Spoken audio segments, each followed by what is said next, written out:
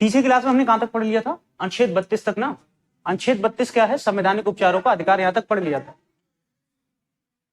अनुच्छेद 32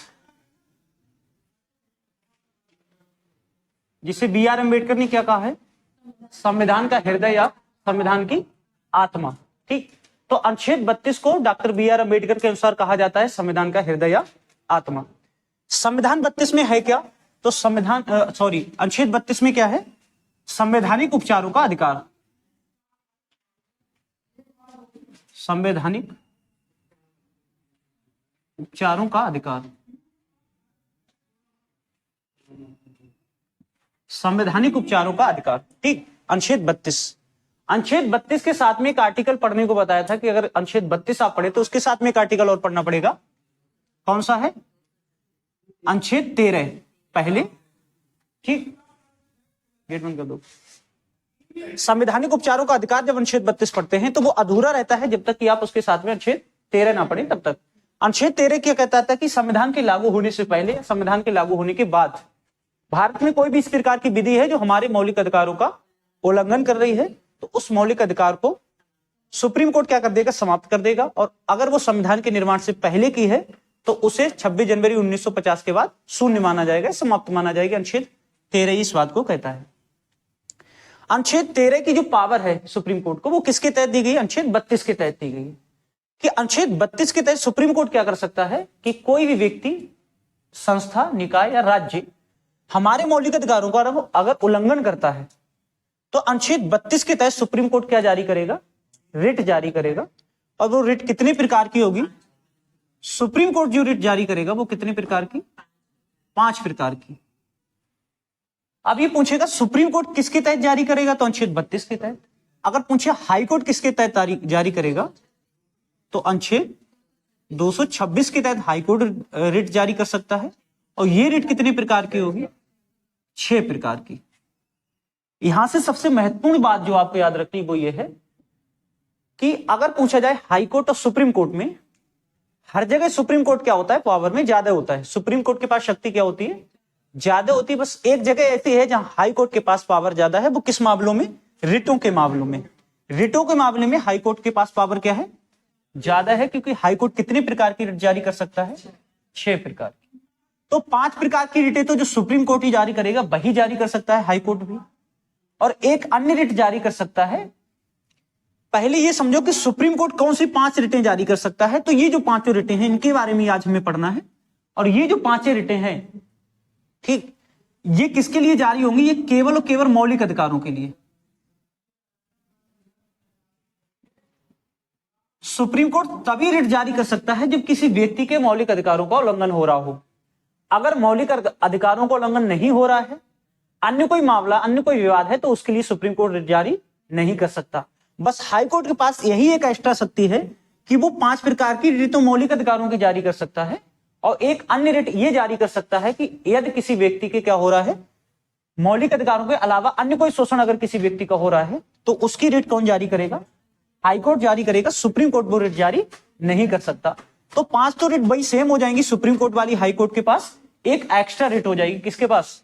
high court के पास, जो सुप्रीम कोर्ट से अलग हो गई। ठीक, तो रिटों के मामले में हाई कोर्ट के पास पावर क्या है? ज्यादा है। आज हम इन्हीं 5 रिटों के बारे में पढ़ेंगे कि ये 5 रिट कौन कौन सी हैं जो सुप्रीम कोर्ट जारी कर सकता है। और अगर आपने यहां पढ़ लिया 5 रिट, आपको दोबारा से ही हाई कोर्ट के लिए 5 रिट पढ़ने की कोई आवश्यकता नहीं है, क्योंकि वही 5 रिट यहां है, प्लस एक जो आपको बता दी वो वाली है। तो इस तरह से कभी क्वेश्चन नहीं पूछता है कि वो छठी रिट कौन सी। छठी कोई रिट का नाम नहीं है, 5 जो रिटें हैं उनका नाम है। छठी जो रिट है उसका विशेष प्रकार से कोई नाम नहीं दिया गया है कि किस प्रकार की होगी। बस इतना आप याद रख लेना कि जो छठी प्रकार की रिट होगी वो मौलिक अधिकारों के इतर कोई रिट जारी कर सकता है, मतलब जो मौलिक अधिकारों से अलावा होगी या मौलिक अधिकारों के अलग होगी। तो 5 रिट वो कौन सी हैं वो हम आज पढ़ेंगे। किसके तहत? अनुच्छेद 32 के तहत सुप्रीम कोर्ट क्या कर सकता है? 5 प्रकार की रिटें जारी कर सकता है। उसमें ये नोट्स में ऐड होगा कि अनुच्छेद 226 के तहत कौन जारी कर सकता है? हाई कोर्ट जारी कर सकता है। तो उन 5 प्रकार की रिटों में कितने प्रकार की रिट हैं? 5 प्रकार की रिट। ये कौन जारी करेगा? सुप्रीम कोर्ट जारी करेगा अनुच्छेद 232 के तहत। अगर हाई कोर्ट सॉरी अनुच्छेद 32 के तहत, अगर हाईकोर्ट जारी करेगा तो 226 के तहत। ठीक, तो 5 प्रकार की। इसमें पहली जो रिट है वो कौन सी है? बंदी प्रत्यक्षीकरण।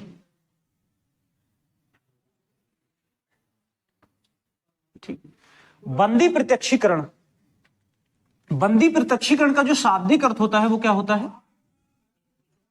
पेश करना या व्यक्ति को प्रस्तुत करना। ये रिट कब जारी की जाएगी? जब किसी भी व्यक्ति को कोई संस्था, निकाय, प्राधिकारी कोई भी अवैध रूप से क्या कर लेता है? गिरफ्तार कर लेता है, अवैध रूप से उसका क्या कर देता है? निरोध कर देता है। निरोध के बारे में हमने पीछे पढ़ा था आर्टिकल 22 में, 21 और 22 में हमने निरोध के बारे में पढ़ा था। गिरफ्तारी के दो संबंधी के सिद्ध में सक्षम और गिरफ्तारी में कुछ जो अधिकार दिए गए हैं उनके बारे में जब पढ़ा था।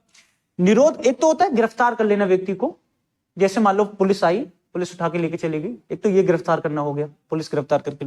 कई बार क्या होता है व्यक्ति को उसके घर में ही क्या कर दिया जाता है? नजरबंद जिसे कह देते हैं। ज्यादातर आप देखते हो नेता वगैरह को, कोई इलेक्शन वगैरह होता है, कोई दंगा होने की आशंका होती है, तो उन्हें क्या कर दिया जाता है? घर में नजरबंद कर दिया जाता है। उसी को क्या कहते हैं? निरोध।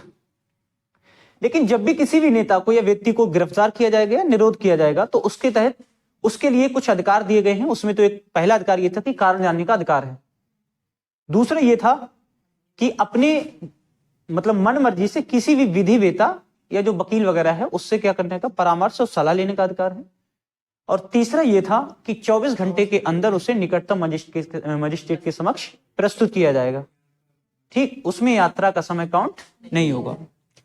तो अगर ये गिरफ्तारी किसी व्यक्ति की हो रही है, उसे कारण जानने का अधिकार भी प्रदान किया जा रहा है, उसे 24 घंटे के अंदर पेश भी किया जा रहा है और उसे अपने वकील से सलाह लेने का भी अधिकार दिया जा रहा है, तो ये अवैध नहीं मानी जाएगी। लेकिन अगर पुलिस ऐसा कर रही है, कोई भी व्यक्ति ऐसा कर रहा है कि किसी व्यक्ति को उठा के ले गए घर से, ना तो उसे बताया क्यों उठाया गया है, ना ही उसे किसी से मिलने दिया गया, और ना ही ऐसा हुआ है कि 24 घंटे हो गए हैं, उससे निकटतम किसी मजिस्ट्रेट या जो होता है उसके समक्ष पेश भी नहीं किया गया है, तो इस स्थिति में वो गिरफ्तारी कैसी मानी जाएगी? अवैध मानी जाएगी। अगर ये 3 अधिकार उस व्यक्ति को नहीं दिए जा रहे हैं तो वो गिरफ्तारी कैसी मानी जाएगी? अवैध। और अगर इस तरह की गिरफ्तारी किसी व्यक्ति की हो रही है तो रिट जारी होगी बंदी प्रत्यक्षीकरण। पहले तो ये ध्यान रखना है ये रिट किसके लिए जारी होगी। देखो सुप्रीम कोर्ट जारी कर रहा है, एक्स्ट्रा दिमाग लगाने की जरूरत ही नहीं कि रिट जारी कौन करेगा। तो बार बार आप ये नहीं सोचना कि रिट जारी कौन करेगा। ये रिट हमेशा कौन जारी करेगा? ये 5 रिटें सुप्रीम कोर्ट जारी करेगा। एक एडिशनल पॉइंट जो पिछले वाली क्लास में बताया था वो ये याद रखना है आपको कि अगर कोई व्यक्ति, कई बार क्या होता है कोई व्यक्ति कोर्ट जाने में सक्षम नहीं है, या सब लोगों को इतनी सारी जानकारी पता नहीं होती। हम वकील क्यों करते हैं? हम वकील केवल इसलिए करते हैं कि वो अच्छी जानकारी रखता है किसकी कानून की, और एक जो हमारे न्यायिक प्रक्रिया है उसमें उसका एक रजिस्ट्रेशन होता है। ये माना जाता है कि व्यक्ति आके कोर्ट का समय खराब नहीं करेगा। अगर मान लो ऐसे ही किसी व्यक्ति को छूट दे दी जाए कि भाई तुम अपना केस खुद ही लड़ सकते हो, तो व्यक्ति जाके पता नहीं जज साहब के सामने कौन कौन से पॉइंट फालतू वाले पेश करेगा जिनका कोई लेना देना नहीं होगा। और उनमें से भी अगर कोई औरत हुई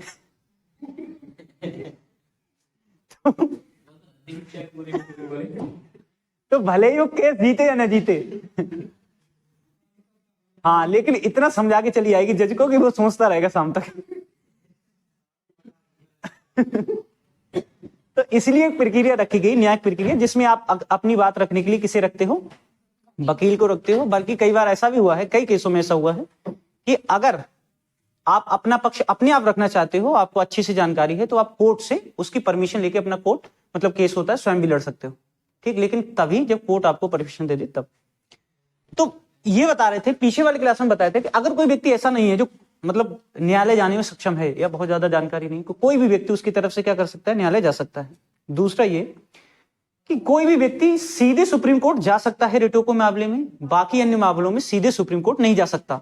जैसे मान लो आपका कोई केस है और केस अगर चल रहा है तो आप सीधे सुप्रीम कोर्ट नहीं जा सकते। उसकी एक बताया था, पहले district court, high court, high court के बाद कहां जाएंगे? आप सुप्रीम कोर्ट जाएंगे। जबकि रिटों के मामले में ऐसा नहीं है। रिटों के मामले में आप डायरेक्ट सुप्रीम कोर्ट भी जा सकते हो। और अगर आप डायरेक्ट सुप्रीम कोर्ट जा रहे हो तो बस आपको कारण बताना पड़ेगा कि आप हाई कोर्ट क्यों नहीं गए थे। आप हाई कोर्ट ना जाने का कारण बता देंगे तो सुप्रीम कोर्ट आपकी रिटों पे जो क्या होगा? सुनवाई करेगा। बंदी प्रत्यक्षीकरण, इसका मतलब है पेश करना। किसे पेश किया जाएगा? उस व्यक्ति को जिस व्यक्ति का अवैध रूप से, जिस व्यक्ति की गिरफ्तारी कर ली गई है या जिस व्यक्ति का अवैध रूप से निरोध किया गया है। तो कोर्ट आदेश देता है कि उस व्यक्ति को अवैध क्या माना जाएगा, मतलब 24 घंटे के अंदर उसे पेश किया नहीं गया है, और तभी इस तरह की रिट जारी की जाएगी। तो उस व्यक्ति को पेश करने को कहता है कोर्ट जिस व्यक्ति की गिरफ्तारी की गई है। तो ये रिट कौन सी हो जाएगी? बंदी प्रत्यक्षीकरण, जिसमें उस व्यक्ति को पेश करने का आदेश देता है कौन? कोर्ट, जिस व्यक्ति को अवैध रूप से क्या किया गया है? गिरफ्तार किया गया है। ठीक, अब इसमें पूछ लो, बनना कहोगे सर ऑनलाइन जब चलता है तो डाउट नहीं पूछ पाते हैं, बताओ आया ही नहीं डाउट? ठीक, जहां भी डाउट लगे तुम्हें पूछ लेना, मतलब ऐसे मत इतना कि जबरदस्ती बांध के रखा गया है तुम्हें। थोड़ा सा फ्री छोड़ो अपने आप को, गहरी सांस लो, अनुलोम विलोम करो, कपाल भारती करो, ठीक से बैठ जाओ। दूसरा कौन सा है? दूसरी रिट है परमादेश। परमादेश का शाब्दिक अर्थ क्या होता है? हम आदेश देते हैं। इसका मतलब क्या है? हम आदेश देते हैं। ये जो आदेश है वो किसे दिया जाएगा?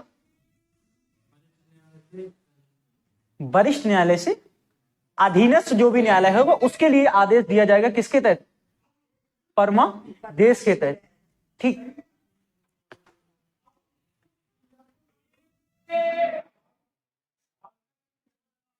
ठीक, ये या तो वरिष्ठ न्यायालय से अधीनस्थ न्यायालय के दिया जा सकता है सुप्रीम कोर्ट के द्वारा, या कोई जो लोक अधिकारी या प्राधिकारी है उसके लिए।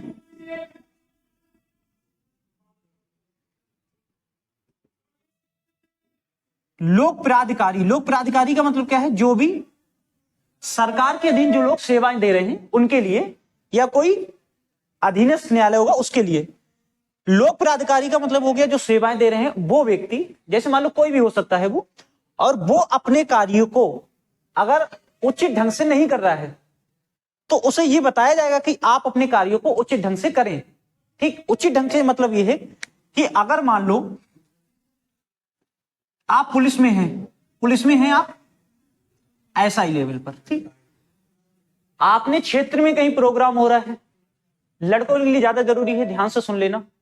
ठीक, अगर मान लो आप दारोगा बन गए, क्षेत्र में कहीं प्रोग्राम हो रहा है, आर्केस्ट्रा बज रहा है, तो दरोगा जी का कर्तव्य यह है कि वो दूर से उसकी व्यवस्थाएं देखें, ना कि उसमें सम्मिलित होकर उसे एंजॉय करें। ठीक, किसी ने वीडियो बना के डाल दिया कि वो दरोगा जी डांस कर रहे थे, तो दरोगा जी क्या हो जाएंगे? नाप दिए जाएंगे फिर। तो ये सुप्रीम कोर्ट इस तरह के आदेश देता है लोक प्राधिकारी को, अपने कार्य को, जो तुम्हें कार्य दिया गया है उस कार्य को करो। हम आदेश देते हैं इस बात का कि अपने कार्य को उचित ढंग से करो। दूसरा, हाँ, ऑन ड्यूटी नहीं हो तो कर सकते हैं, अगर मान लो छुट्टी पर है तो कोई दिक्कत नहीं है। सबकी अपनी अपनी क्या है? एक निजी लाइफ है, तो निजी लाइफ को लेकर ये कर सकते हैं। लेकिन एक सामाजिक जीवन भी होता है व्यक्ति का।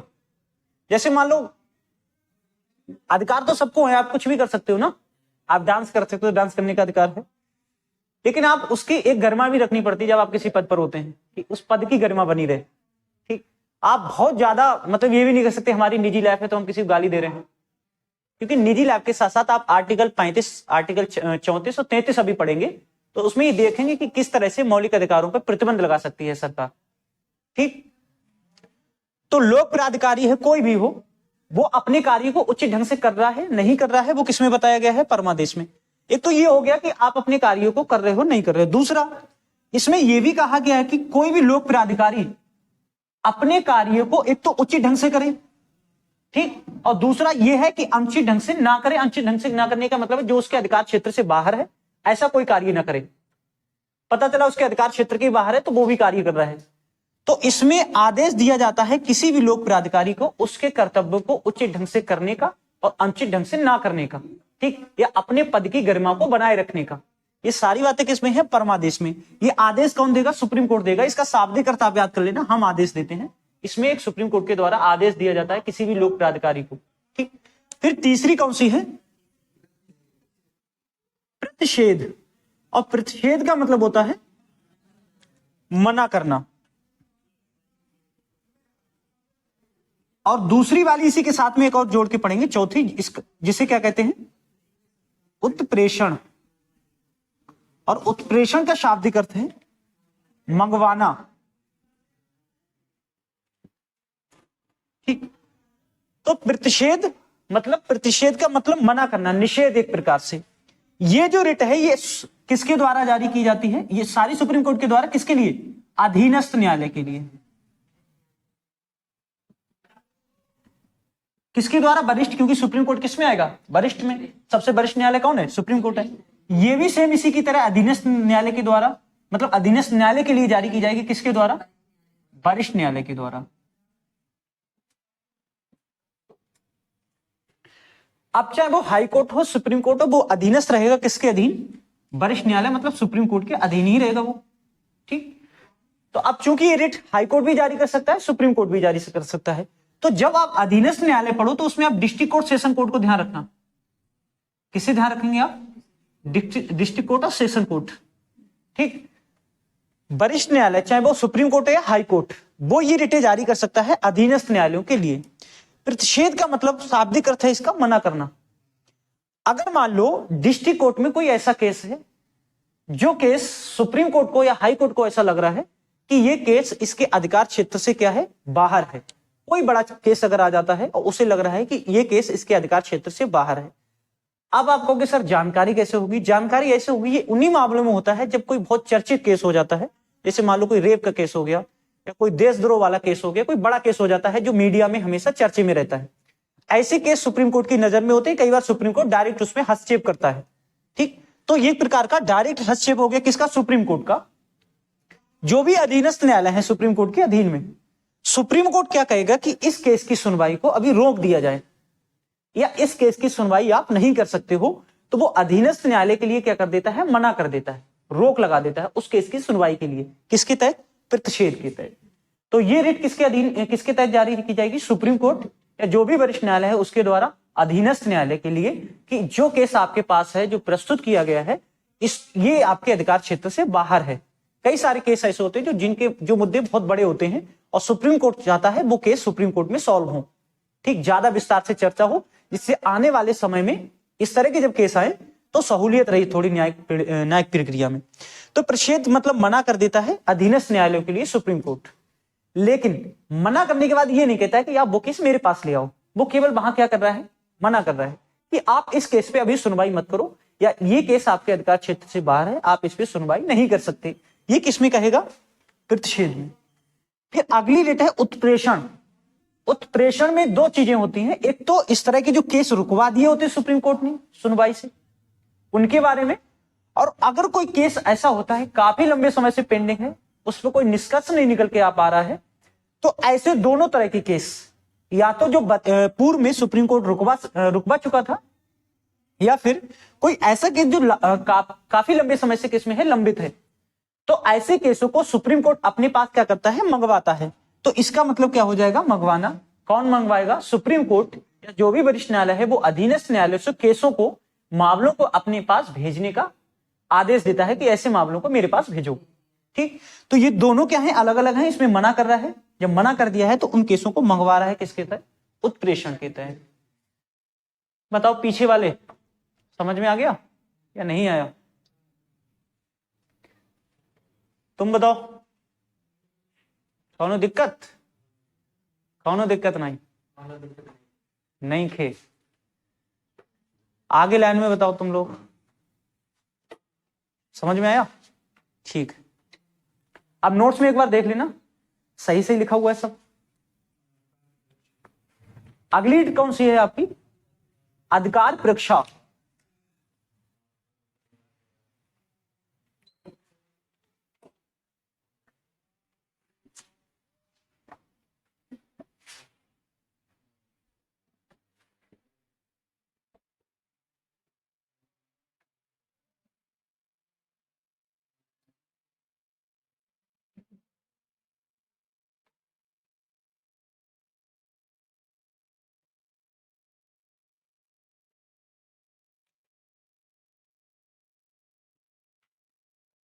अधिकार परीक्षा। अधिकार परीक्षा का मतलब क्या है? कौन से नंबर की हो जाएगी? 5वें नंबर की। अधिकार परीक्षा का मतलब क्या हो जाएगा? आपका अधिकार क्या है? ठीक। आपका अधिकार क्या है ये भी कौन पूछ रहा है? Supreme court. किससे पूछ रहा है? किसी भी लोक प्राधिकारी से या किसी भी निकाय से या किसी भी संस्था से, कुछ भी हो सकता है जो अपने अधिकारों से आगे जाके कोई काम कर रहा है। क्या कोई व्यक्ति भी हो सकता है, जरूरी वो लोक प्राधिकारी हो, कोई व्यक्ति भी हो सकता है। एक व्यक्ति है, उस व्यक्ति का चित्र बना दे रहे हैं जिससे आपको ज्यादा क्लियर हो जाए। ये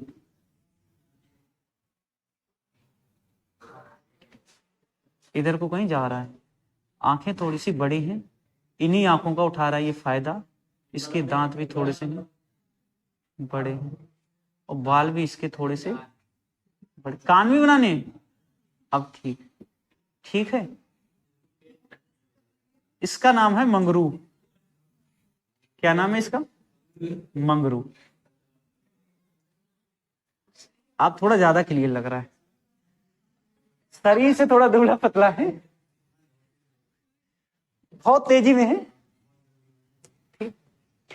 मंगरू कर रहे थे तैयारी, किसकी कर रहे थे? पुलिस की कर रहे थे। लेकिन मंगरू उन बच्चों में शामिल थे जो किस्तों में आते थे। आप किस्तों में नहीं है, मतलब आपका तो एग्जाम था, ये मत सोचना कि सर हमारी वजह से कहने लगे ऐसी बातें। एग्जाम हो गया आपका, अब बिल्कुल से फ्री होके पढ़ो एकदम से अगले एग्जाम के लिए। बिल्कुल पुरानी वाली दिमाग को निकाल लो चीजों को। क्या होगा? जो भी होगा जीवन में मंगलकारी होगा, कुछ भी अमंगल नहीं होगा। तो मंगरू को मत देखो अभी, इसलिए हम इसके आगे खड़े हो जा रहे हैं। अभी थोड़ा सा बात की तरफ ध्यान दे दो कि जब इस तरह की बात सोचने लगते हैं, जैसे पेपर देके चले जाए, तो कई बार इस तरह का डिमोटिवेशन होने लगता है मन में कि क्या फायदा, होगा या नहीं होगा, नहीं होगा तो अगले एग्जाम में कब तक होगा। कल एक लड़का आया था यहाँ टीचिंग में, उसका हुआ था KBS में, और आप मतलब एक सोच सकते हो ना कि परिस्थितियां जब लोग कहते हैं क्या होती हैं, उस व्यक्ति ने वो परिस्थितियां देखी थी। किसी दिन उसको इंटरव्यू उसका लेके आएंगे, हम चर्चा करेंगे उससे। अभी उस पोस्टिंग के लिए जा रहा है वो, 55,000 सैलरी है डायरेक्ट उसकी, KBS में, केंद्रीय विद्यालय में हुआ था। और वो संघर्ष उसके जीवन का था, मतलब सच में तुम लोग रोने लगोगे, इतना संघर्ष उसके जब सुनोगे। आप सारी बातें अभी बता देंगे, फिर इंटरव्यू नहीं देखोगे ना उसका, इसलिए नहीं बताएंगे। तो इसलिए बता रहे हैं कि जीवन में एक कंटिन्यूटी बहुत जरूरी होती है, लंबे समय तक चलना होता है। इतना चलने के बाद अगर तुम ये लग रहा है कि रुकने से अगर काम चल जाएगा तो फिर नहीं, फिर चलना ही बेकार था। और दूसरी, कई बार बोल दिया है कि एक अच्छे इंसान बन जाओ, नौकरी तो लग ही जाएगी अपने आप। नौकरी कोई इतनी बड़ी चीज नहीं कि नहीं लग पाए।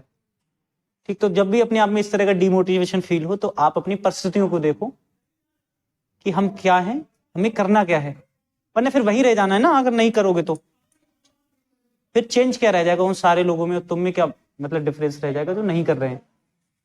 ठीक, तो हर वो कई बार बता दिया कि इतना साहस होना चाहिए कि सब कुछ अगर खत्म भी हो जाए तो जीरो से स्टार्ट करने का साहस होना चाहिए कि दोबारा से लड़ेंगे। और पढ़ाई में हमें नहीं लग रहा है कि कुछ भी खत्म हो जाता है। अगर मान लो एक एग्जाम नहीं भी निकल पा रहा है या कहीं दिक्कत हो रही किसी कारण की वजह से, तो ये मोबाइल थोड़ी है कि डिलीट हो गया डाटा, अब नहीं मिल पाएगा। एक बैकअप अकाउंट पड़ा हुआ है, एक दूसरा अकाउंट है तुम्हारे दिमाग में जो तुम्हारे आगे के लिए काम आएगा। ठीक, तो जब भी एक एग्जाम देकर आओ, ये बहुत अच्छा लगा कि आप लोग दूसरे ही दिन आ गए। कहीं नहीं रुकना एक सेकंड के लिए, तब तक नहीं रुकना है जब तक कि सिलेक्शन ना हो जाए, और सिलेक्शन के बाद भी नहीं रुकना है। जीवन का अर्थ केवल सिलेक्शन तक थोड़ी है, उसके बाद और अच्छी बेहतर के लिए तलाश करनी है। कई बार बताया कि जीवन में कंफर्ट जोन कभी मत बनाना कि बस नहीं, बस तो कुछ है ही नहीं। जब तक 4 लोग तुम्हारी चर्चा ना करें तुम्हारे होने पे, तो क्या हुआ जीवन का होना? तुम्हारे पीछे 4 लोग ये ना कहें अरे बहुत बढ़िया इंसान, मतलब संघर्ष रहा। अच्छा, जो लोग ये डरते ना स्थितियों को लेकर, अरे परिस्थितियां बहुत बुरी थी, उनसे बढ़िया मोटिवेशन किसी के पास नहीं होता है। अगर मान लो तुम में से किसी के पापा विधायक होते और तुम दरोगा की नौकरी कर लेते, तो समाज क्या कहता? तारीफ करता? कतई नहीं करता। अगर तुम में से किसी के पापा मान लो DSP होते या किसी बहुत बड़े पोस्ट पर होते और तुम कांस्टेबल ज्वाइन कर लेते, तो समाज तालियां बजाता? नहीं बजाता ना। हमारे पास वो स्थितियां हैं जहां कुछ नहीं है, और जिसके पास खोने के लिए कुछ नहीं होता है, पाने के लिए पूरी दुनिया होती है कि वो कुछ भी पा सकता है, खोने का कोई डर नहीं है। जो लड़का जिसके पापा डीएसपी होंगे, हो सकता है वो तुम जैसा हुई हो पढ़ने में। ये जरूरी थोड़ी होता है कि वो कोई मतलब गॉड गिफ्टेड तो है नहीं कि वो बहुत ज्यादा होशियार होगा, वो भी मतलब बन जाएगा, ऐसा तो कुछ है नहीं। अगर तुम्हें ये लग रहा है कि मैं अपनी परिस्थिति से गुजर के बहुत मेहनत करनी पड़ रही है, फिर उस बच्चे से पूछना जिसके पापा बहुत अच्छी पोस्ट पर हो और वो पढ़ने में बहुत ज्यादा अच्छा नहीं हो, उसके दिल पे क्या गुजरती होगी। वो तो कांस्टेबल की जॉब नहीं कर सकता, नहीं कर सकता ना। तो किसके जीवन में ज्यादा संघर्ष हुआ, उसके या आपके? उसके जीवन में ज्यादा है कि उसके पास एक टारगेट है कि वो उससे नीचे नहीं रुक सकता। लेकिन हम सोचते क्या है, हमारे सोचने का नजरिया गलत है। हम सोच रहे हैं अरे इसके पापा तो फलाने, इसके पापा ढेकाने, ये तो नहीं। जहां होते हो उतनी ज्यादा चैलेंज होते हैं जीवन में, तो हम लोगों के पास इतने चैलेंज नहीं है। ज्यादा से ज्यादा पिताजी खेती कर रहे हैं, ज्यादा से ज्यादा पिताजी कांस्टेबल हैं, दरोगा हैं, टीचर हैं, और कोई भी व्यक्ति इतना बेहतर तो कर ही सकता है जीवन में अगर वो ठीक से कंटिन्यू लगा रहेगा। तो एक बात ये होगी जो परिस्थितियों वाली होती है ना, बच्चे ये कहते रहते कि नहीं कुछ नहीं है, वो हमारे पास बहुत कुछ है। जिसके पास कुछ नहीं है उसके पास बहुत कुछ है, और जिसके पास पहले से है उसे वो एक सीमा लांघनी है। हमारे पास कोई सीमा नहीं है, और जब एक बार तुम ये छोटी वाली सीमा लांघ दोगे ना, फिर रुकने वाले नहीं हो। तो जब भी एग्जाम देने आओ दूसरे दिन तुरंत क्लास में होनी चाहिए उपस्थित, तो बहुत अच्छा लगता है। मतलब अभी भी तुम अंदर से उतनी ही एनर्जी रखो जितनी तुम पहले दिन रखी थी। ये नहीं कि लास्ट में जाते जाते अब कंधे नीचे कोई खड़ा कर रहा है गिर जा, ये थोड़ी ना करना है। अगर ऐसे करोगे फिर नहीं हो पाएगा। और ये बता दिया क्योंकि लास्ट तक ये भी नहीं कि मान लो जॉब लग भी गई तो दूसरों के लिए बेहतर करना है। जीवन अपने लिए जिया तो क्या जिया, अपने लिए तो दुनिया जी रही है। अपने लिए जीने का मतलब वही नौकरी वाला है कि अगर केवल नौकरी लेके तुम रुक जा रहे हो तो वो अपने लिए जी रहे हो तुम। और अपने लिए जीवन जीने का कोई सार्थ मतलब कोई अर्थ ही नहीं है जब तक चार लोग तुम्हारी वजह से कहीं पहुंच ना जाएं। सोचे ना, कुछ नहीं होगा। मान लो तुम किसी की हेल्प नहीं कर सकते तो हो सकता है अपने गांव में किसी का मोटिवेशन बन जाओ। और कहीं ना कहीं तुम लोगों ने भी किसी को देखा ही होगा गांव में आसपास में, तभी तुम्हारे अंदर एक बात आई होगी कि मुझे भी तैयारी करनी चाहिए। अब तुम जब अच्छे पद पे पहुंच जाओगे, तुम्हारी नौकरी लग जाएगी, तो चार लोग और गांव के सोचेंगे कि भैया का हो गया, दीदी का हो गया, तो वो अच्छा सोचेंगे। तुम 4 साल 5 साल तैयारी करने के बाद, 3 साल तैयारी करने के बाद मान लो बैठ गए,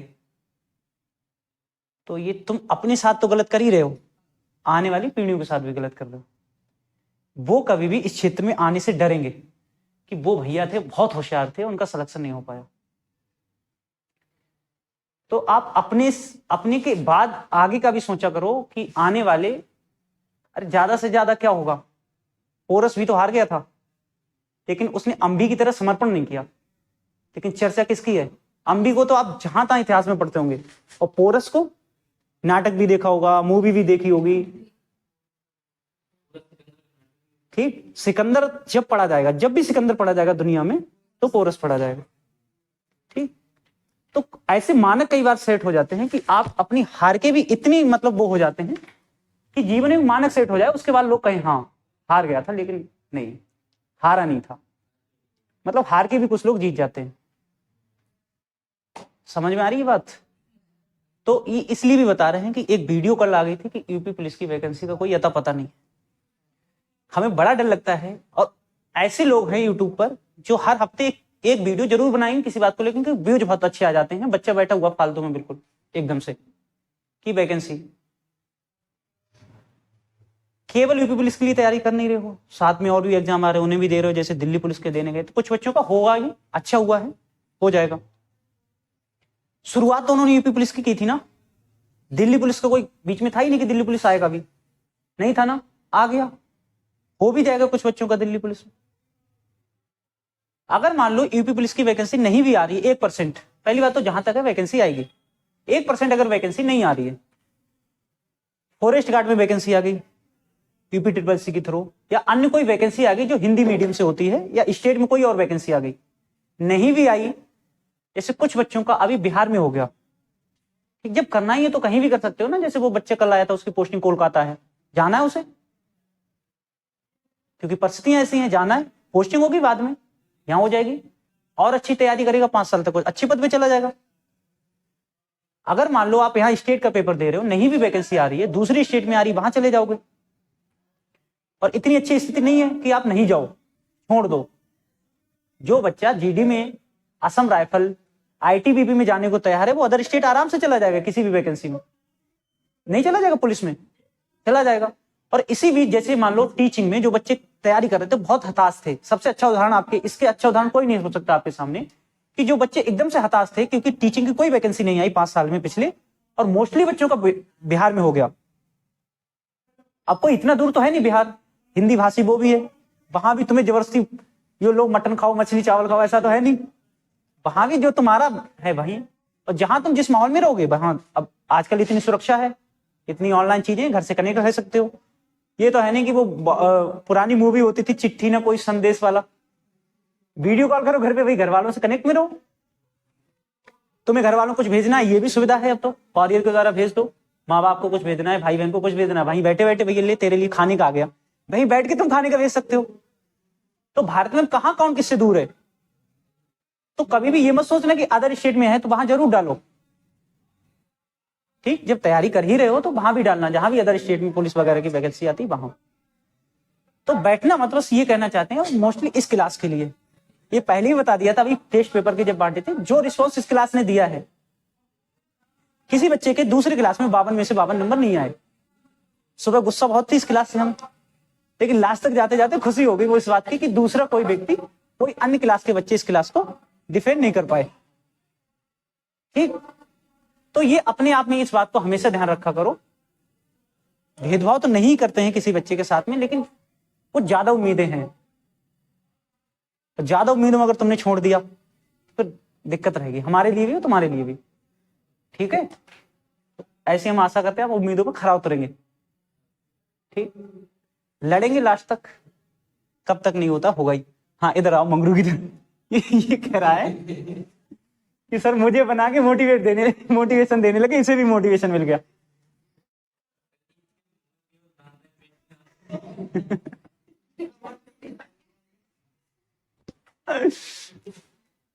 कैसे देख लिया तुमने।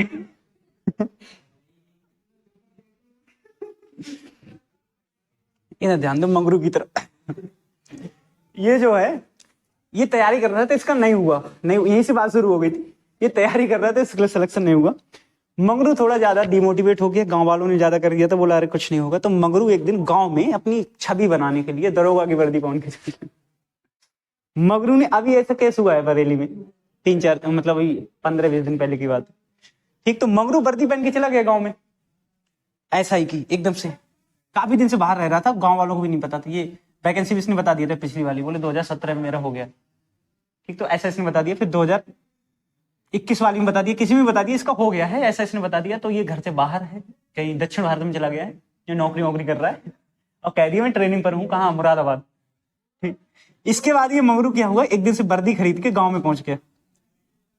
गाँव में पहुंचा तो 2-4 बच्चे और तैयारी कर रहे थे गाँव में। मंगरू की नेम प्लेट वगैरह देखा, उस पर कोई वो नंबर पड़ा नहीं था ठीक से। फिर मंगरू से पूछा पोस्टिंग कहाँ है, तो इन्होंने बता दिया हमारी पोस्टिंग तो फलानी जगह है। कोई जान पहचान का था तो उसने फोन करके वहां पूछ लिया कि बोले ये वाला इसका नंबर है, ऐसा कोई दरोगा है, बोले यहाँ कोई ऐसा दरोगा नहीं। मंगरू तो गांव में बहुत स्वागत हुआ है मंगरू का फूल मालाओं से, मंगरू ने मिठाई भी बंटवा दी है 2-4 हजार रुपए की। मंगरू घर पे थे तब तक पुलिस वाले आके, गांव वालों लग रहा हो सकता है स्टाफ मिलने आया हो। मंगरू को पुलिस उठा लेगी। बाद में पता चला कि किसी ने मंगरू के खिलाफ एक रिट जारी करवा दी थी। वो कौन सी थी, अधिकार परीक्षा। इस रिट में मंगरू से पूछा जाएगा कि आपने जो पद धारण कर लिया था, किसका, एसआई वाला, ये किस अधिकार के तहत धारण कर लिया, ये आपके पास इस पद को धारण करने का अधिकार क्या है। तो ये क्या है, अधिकार परीक्षा है। ये किसी व्यक्ति के खिलाफ जारी हो जाएगी, जैसे मंगरू तो बिल्कुल प्राइवेट व्यक्ति है, गवर्नमेंट जॉब में है ही नहीं।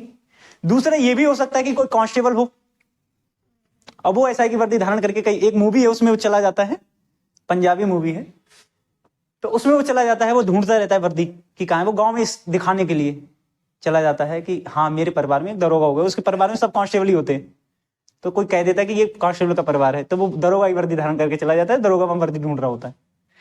तो ऐसा भी कर सकता है कोई लोक अधिकारी जो पहले से किसी पद पे है, उससे उच्च पद पे जाके अपने आप को किसी को व्यक्ति, जैसे मान लो कोई भी ग्रामीण मतलब कोई विकास अधिकारी वगैरह इस तरह का है, वो गांव में चला जाए, अपने आप को एसडीएम एडीएम बताने लगे, तो वो भी उसके खिलाफ भी कौन सी रिट जारी हो जाएगी, अधिकार परीक्षा। तो इसमें ही पूछा जाता है कि आपने जो पद धारण किया है, इस पद को धारण करने के लिए आपके पास अधिकार क्या है। वो दिखाना पड़ेगा ना उसने ये काम किया है। जैसे मान लो कोई बंदी बन के जा रहा है तो इससे बढ़िया क्या होगा, फिर तो फोटो खींच लो, उसका वीडियो बना लो, ठीक। या कोई अन्य रिकॉर्डिंग है, वॉइस रिकॉर्डिंग या मोबाइल में जो भी वीडियो रिकॉर्डिंग वगैरह, इसके तहत ही कुछ ना साक्ष्य तो देने पड़ेंगे सुप्रीम कोर्ट में आप, या कोर्ट में जहां भी आप जारी करवा रहे हो वहां, ऐसे नहीं हो जाएगा, ठीक। फिर इसके तहत कई बार ये होता है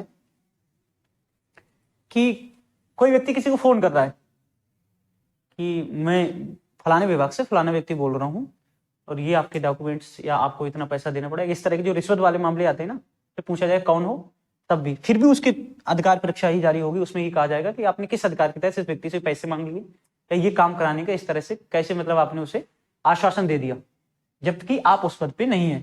इस मान लो कोई कांस्टेबल फोन कर रहा है आपको, हम तुम्हारा मुद्दा सॉल्व करवा देंगे, मतलब ऐसे ऐसे आपको करना होगा, तब भी वो किसके अंतर्गत आएगा, अधिकार परीक्षा के अंतर्गत आएगा।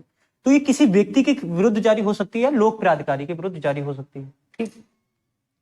ये आपकी 5 प्रकार की रिटें हैं जो कौन जारी कर सकता है, सुप्रीम कोर्ट प्लस 1। पहले ये पांचों एक बार में समझ लो।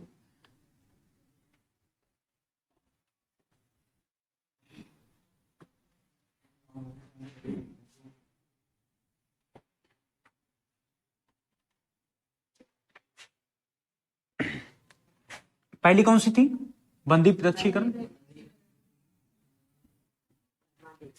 जिसमें व्यक्ति को पेश करने को कहा जाता है जिस भी व्यक्ति को गिरफ्तार कर लिया गया है। दूसरी परमादेश, ये आदेश दिया जाता है किसी लोक प्राधिकारी को अपने कर्तव्य को करने के लिए और अनैतिक रूप से ना करने के लिए।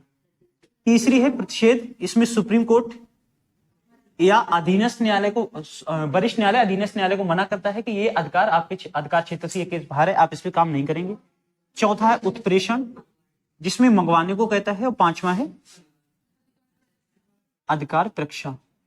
अधिकार परीक्षा भी किसी लोक प्राधिकारी वगैरह को जारी होता है, जिसके तहत क्या होता है कि वो आपने किसी पद को अवैध रूप से धारण कर लिया है। ये तो 5 प्रकार के हो जाएंगे जो सुप्रीम कोर्ट भी जारी कर सकता है और हाई कोर्ट भी जारी कर सकता है। प्लस ये क्यों जारी की जाएंगे, मौलिक अधिकारों के विरोध में है तो मौलिक अधिकारों के लिए जारी की जाएंगी।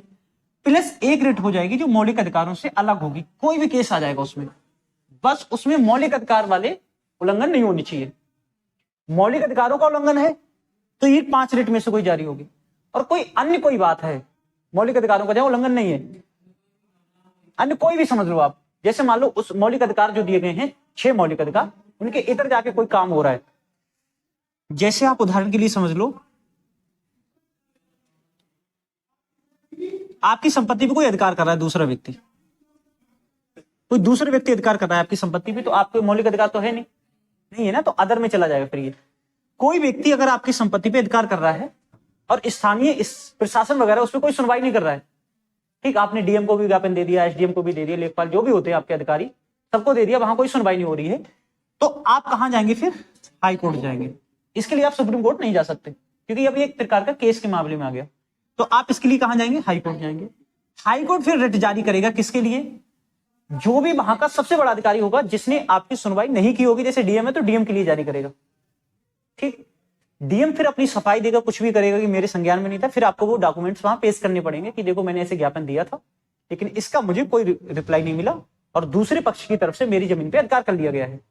और चूंकि अधिकार मौलिक, जमीन का अधिकार जो है, संपत्ति का अधिकार मौलिक अधिकार में आता नहीं है, तो वो किसके तहत जाएगा, फिर ये अलग प्रकार की रिटों में चला जाएगा, जो कौन जारी कर सकता है, केवल हाई कोर्ट जारी करता है, सुप्रीम कोर्ट नहीं। बस आप संख्या याद करना, आपसे कभी नहीं पूछेगा, आपसे पूछेगा हाई कोर्ट कितने प्रकार की रिट जारी कर सकता है, 6, और सुप्रीम कोर्ट कितने प्रकार की, हाई कोर्ट 226 के तहत और सुप्रीम कोर्ट 32 के तहत जारी कर सकता, ठीक। ये अनुच्छेद 32 तक हो गया था। इसके अलावा 3 अनुच्छेद इसमें और बचे हुए हैं, 33, 34 और 35।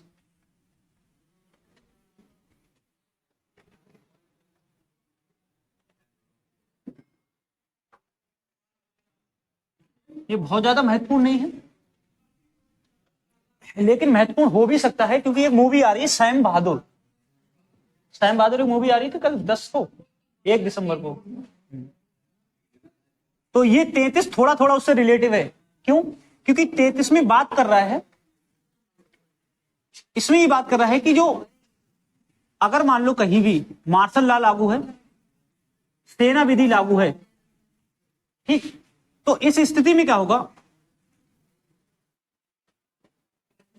इसमें ये होगा कि कोई भी सैनिक वगैरह है तो सैनिकों के जो मौलिक अधिकार है उस पर सरकार क्या लग सकती है, प्रतिबंध लगा सकती है। ठीक, कुछ कंडीशन में सैनिकों के मौलिक अधिकारों पर प्रतिबंध लगाया जा सकता है। जैसे मान लो कोई सेना में है और सेना में रहता हुआ कोई व्यक्ति, ये बा का व्यक्ति इस तरह की बात करेगा तो नहीं हो सकता, क्योंकि आप सेना के अंदर की जो भी जानकारी उसे बाहर नहीं ला सकते। ठीक, 33वीं बात कर रहा है। 34वीं बात कर रहा है मार्शल लॉ की।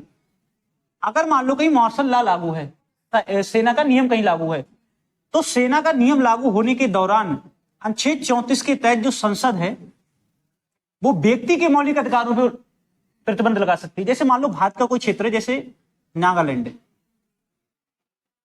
अगर मान लो नागालैंड में मार्शल लॉ लागू है, सेना की विधि लागू है, तो वहां के जो नागरिक हैं, कहां के, नागालैंड के नागरिक, इनके मौलिक अधिकारों को प्रतिबंधित कर सकती है सरकार। अनुच्छेद किसके तहत, 34 के तहत। दोबारा समझो दोनों में अंतर क्या है। इसमें सेना के मौलिक अधिकारों पर प्रतिबंध लगाया जा सकता है, इसमें नागरिकों के मौलिक अधिकारों पर प्रतिबंध लगाया जा सकता है। जहां क्या लागू है, मार्शल लॉ, सैन्य नियम लागू है, सेना का नियम लागू है। और 35 ये कहता है कि अनुच्छेद 32, 33 और 34 इनके खिलाफ कार्रवाई करने के लिए अनुच्छेद 35 के तहत संसद क्या बना सकती है, विधि। तो संसद को इसमें विधि बनाने का अधिकार है, संसद विधि बना सकती है किसके तहत, अनुच्छेद 35 के तहत। बहुत ज्यादा महत्वपूर्ण नहीं है ये, आप थोड़ा सा चर्चा में रहेंगे अभी ये मूवी की वजह से, तो थोड़ा सा इन पे ध्यान दे लेना। मार्शल लॉ होता है सेना का नियम लागू होना, जैसे पाकिस्तान में लागू हो जाता है, प्रधानमंत्री हटा दिया पद से, अब सेना शासन कर रही है। भारत में आज तक कभी ऐसा हुआ नहीं है, लेकिन भारत